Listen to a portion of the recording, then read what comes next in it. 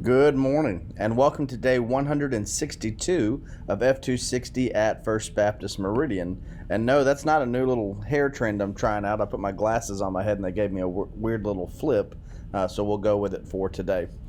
Today we look at Mark chapters 9 and 10, and just like yesterday, when we have so many of these individual stories within our daily reading, it's hard to do them all justice. So I want to cover the broader theme of these chapters by looking in on a specific passage. In the Gospel of Mark, at the end of chapter 8, Jesus asked the same question we looked at in Luke's Gospel yesterday. Who do the people say that I am, and who do you say that I am? Again, the people are all over the place. You know, you're one of the prophets, you're Elijah, you're John the Baptist. But who do you say that I am? And in all three Gospels where we have this story, it is Peter who says, you are the Christ, or you are God's Messiah, or you are the Christ, the Son of the living God, as in Matthew. And Peter nails that, but he's scandalized by what comes next.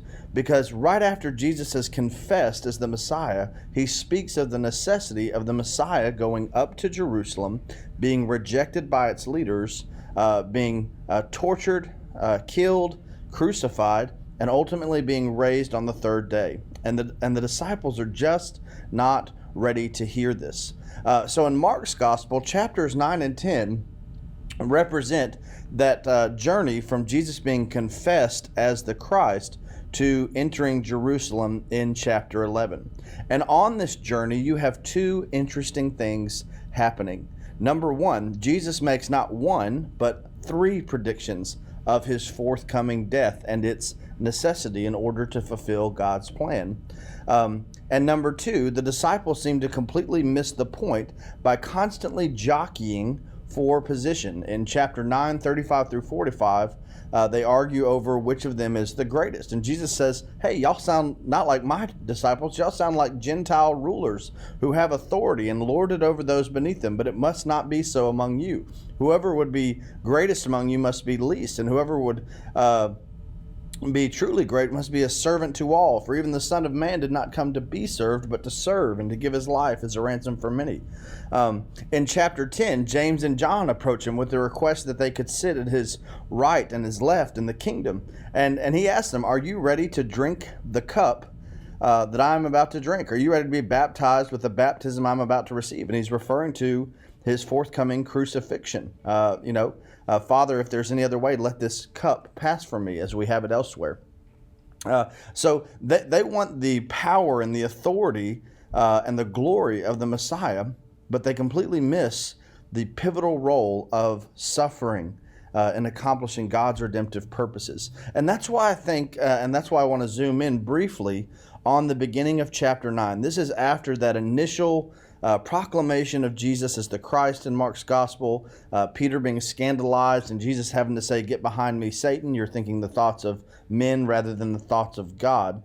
In chapter 9, Jesus takes a small contingent of his disciples, Peter, James, and John, and he takes them on a high mountain. And so often biblically, the mountain is the place of revelation, right? And on that mountain, he appears to them in clothes of dazzling white, and then they see Elijah and Moses. This is called the Mount of the Transfiguration. And Peter says to Jesus, it's good for us to be here. Let's set up three shelters, one for Moses, one for Elijah, and one for you, because he did not know what to say since they were terrified. And it's not every day you see Moses, Elijah, and Jesus. By the way, this is Moses' first time to be in the Promised Land. How about that? And so it says, a cloud appeared over them, overshadowing them, and a voice came from the cloud. This is my beloved Son, listen to him. Now, often the emphasis that you hear in this passage is that Moses and Elijah are there to represent the law and the prophets, that Jesus didn't come to abolish, but rather to fulfill. And there's certainly something to that. You also have Elijah there fulfilling the Malachi prophecy from Malachi 3 and 4, that before the Messiah would restore God's people, Elijah would come back to them. And again, we've tied that thematically to John the Baptist and other texts. But I want you to see that this is the law and the prophets. Some may say the Mosaic covenant and the transitional figure Elijah, who precedes the ushering in of the new covenant, bearing witness to Jesus. This whole passage is not ultimately about what they see, but how what they see functions to serve what they've been hearing.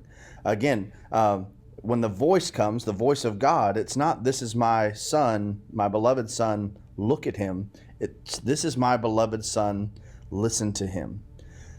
They recognize that Jesus is the Messiah, but they don't want to hear that part of Jesus being the Messiah, and potentially part of being his followers, might involve suffering, sacrifice, and even death.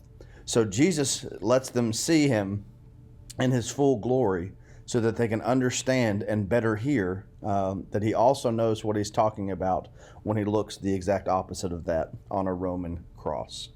What is it that we see in Jesus, and what is it that we're unwilling to hear from him sometimes? Something to think about today as you read, reflect, and respond to God's word. I'll see you tomorrow. God bless.